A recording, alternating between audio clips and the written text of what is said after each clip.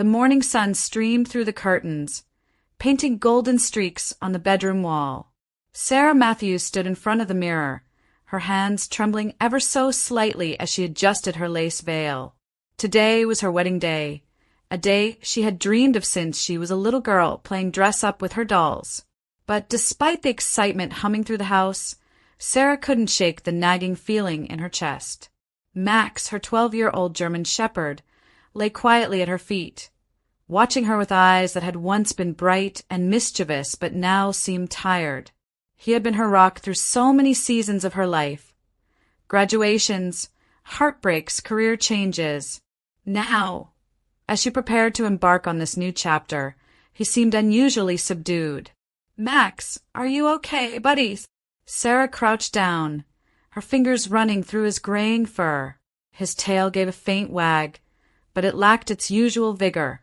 He leaned into her touch, resting his head on her knee as if to say, "I'm here, but something's not quite right." Her father, David, knocked gently on the door, his face breaking into a warm smile. "You ready, sweetheart? The photographer's waiting." Sarah nodded, standing up and smoothing her gown, but her gaze lingered on Max. "I think something's off with him, Dad. He's not acting like himself." David glanced at the dog, his brow furrowing slightly. "He's just getting old, Sarah. But if you're worried, we can keep an eye on him. Today's your big day, remember." She forced a smile, but as she walked out of the room, Max followed closely, his steps slower than usual. The church was buzzing with activity. Guests were taking their seats. The florist was making last-minute adjustments to the arrangements, and the photographer was positioning Sarah and her bridesmaids for the perfect pre-ceremony shots. Max, of course, had been given special permission to attend the wedding. Sarah couldn't imagine him missing it.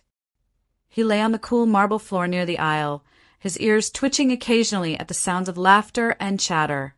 As Sarah adjusted her train, she caught sight of Max out of the corner of her eye. He was standing now, blocking the center aisle, his gaze fixed on her. "Max, what are you doing?" she called out with a light laugh, but her voice faltered when he didn't move. Her mother, Carol, stepped forward, trying to coax him away. "Come on, Max. Let's let Sarah finish her photos." But Max wouldn't budge. Instead, he let out a low whine, his eyes pleading. Sarah felt her heart tighten. This wasn't like him.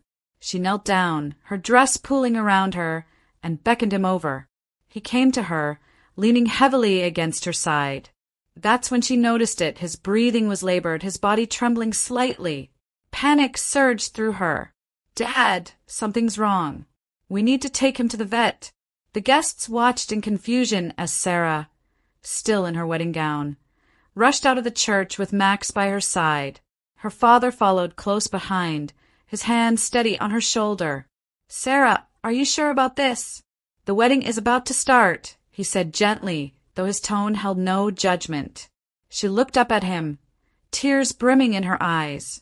"Dad, Max has been there for me through everything. I can't just ignore this. His family." David nodded, a small smile tugging at the corners of his mouth. "That's my girl." Michael, her fiancé, met them outside, his tie slightly askew from running to catch up. "What's going on?" Sarah explained in a rush, her voice shaking. "I can't walk down that aisle knowing something might be seriously wrong with him. I need to take him to the vet." Without hesitation, Michael took her hand. "Then we'll go together." The vet clinic was quiet, a stark contrast to the bustling church they had just left behind. Sarah sat in the waiting room, still in her wedding dress, clutching Max's leash like a lifeline. Michael sat beside her, his arm wrapped around her shoulders, while her father paced back and forth. When the vet finally emerged, her expression was kind but serious. "Max is in heart failure. He's an older dog, and unfortunately this is common in his breed. We can manage his symptoms, but his time may be limited." The words hit Sarah like a punch to the gut. She had always known this day would come, but she wasn't ready. How could anyone ever be ready to say goodbye to someone who had given them so much unconditional love? Tears streamed down her face as she knelt beside Max, who looked up at her with those soulful eyes that seemed to say, "It's okay. I've had a good life. We'll do whatever it takes to keep him comfortable," Sarah said, her voice firm despite the quiver. Back at the church, the guests were beginning to murmur, wondering what had happened. But when Sarah and Michael returned with Max, the story quickly spread and the atmosphere shifted. "Why don't we hold the ceremony here?" Michael suggested. Sarah looked at him, surprised. "Here, at the clinic. Why not? The place doesn't matter. What matters is us, and Max is part of that. Let's make it a day we'll never forget, for all the right reasons." The clinic staff quickly rallied to help. They cleared a small space in the waiting room, brought in some chairs, and even found a bouquet of flowers for Sarah to hold. As Sarah and Michael exchanged vows, Max lay at their feet, his tail thumping softly against the floor. It wasn't the grand ceremony they had planned, but it was perfect in its own way, a testament to love, loyalty, and the importance of cherishing the moments that truly matter. Max's health became Sarah and Michael's top priority after the wedding. The honeymoon was postponed, and instead of boarding a plane to the Caribbean, the couple spent their first weeks as newlyweds researching ways to make Max's golden years comfortable.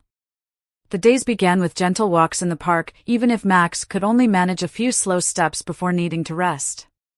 Sarah carried a small blanket in her bag so they could sit together under the shade of a tree while Max caught his breath.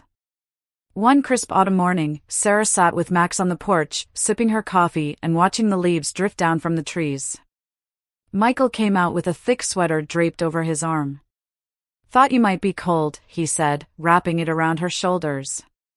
Sarah smiled. "Thanks. I was just thinking about how much Max has been through with me, college, my first apartment, bad breakups." She chuckled softly, running her fingers through Max's fur. "He's been my constant through everything." Michael knelt beside them, scratching Max behind the ears. "And now he's ours. Whatever time he has left, we'll make it count." Word of Sarah and Michael's impromptu clinic wedding had spread through the small town.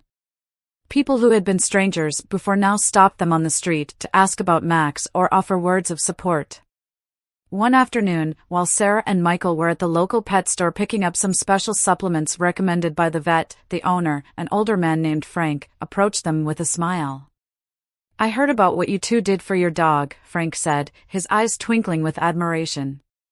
"Not everyone would have made their wedding about their pet. It's a rare kind of love."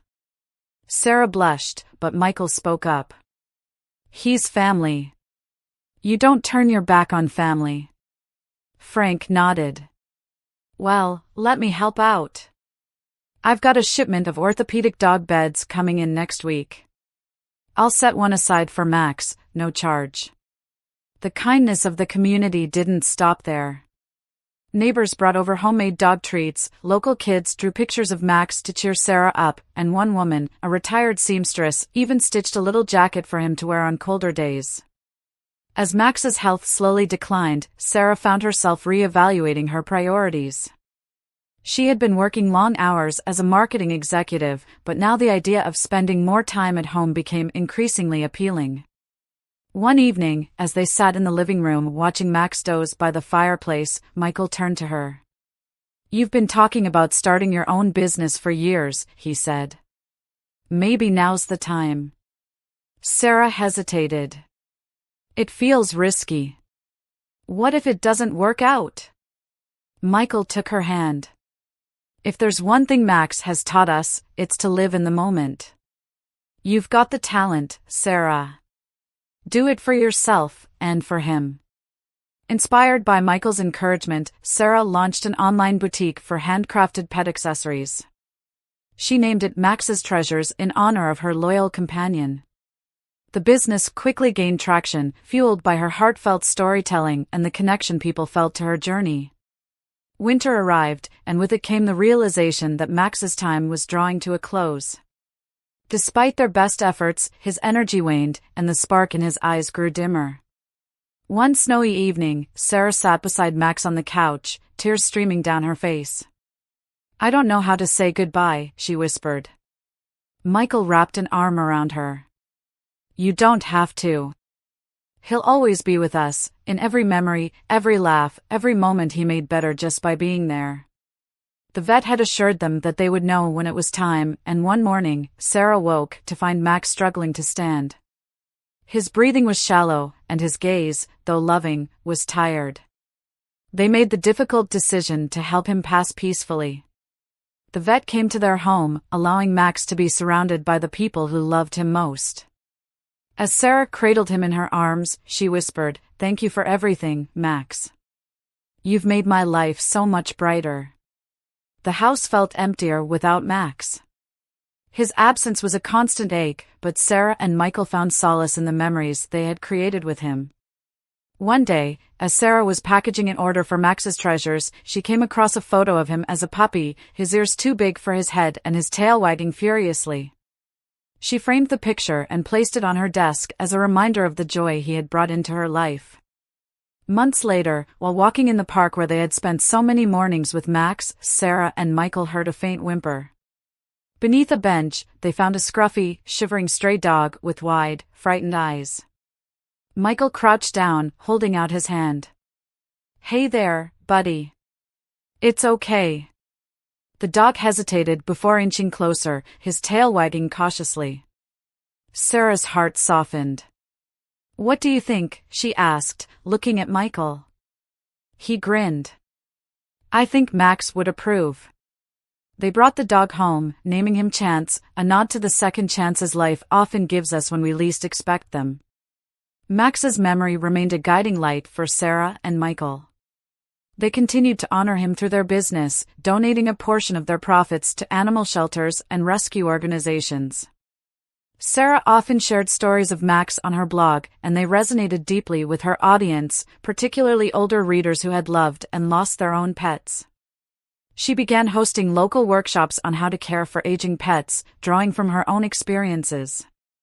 One day, as she stood before a group of attendees, she held up a photo of Max. "This is the dog who taught me what it means to truly love. He reminded me to cherish every moment and to always lead with my heart. And because of him, I found a purpose I never imagined." The room erupted in applause, and Sarah felt a sense of peace wash over her. Max was gone, but his legacy lived on, in her work, in her new dog, and in the lives he had touched. Years later, as Sarah and Michael sat on their porch watching Chance chase fireflies in the fading light, Sarah turned to Michael with a smile. "Do you ever think about Max?" she asked. "Every day," Michael replied. "He was our beginning." Sarah nodded, her heart full. "He taught us how to love, how to let go, and how to keep moving forward. And because of him, we've built a life I'm so proud of." As the stars began to twinkle overhead, Sarah whispered a silent thank you to the dog who had given her so much. Max's chapter had ended, but his story would forever be woven into the fabric of their lives, a testament to the power of love, loyalty, and the healing bond between humans and their pets.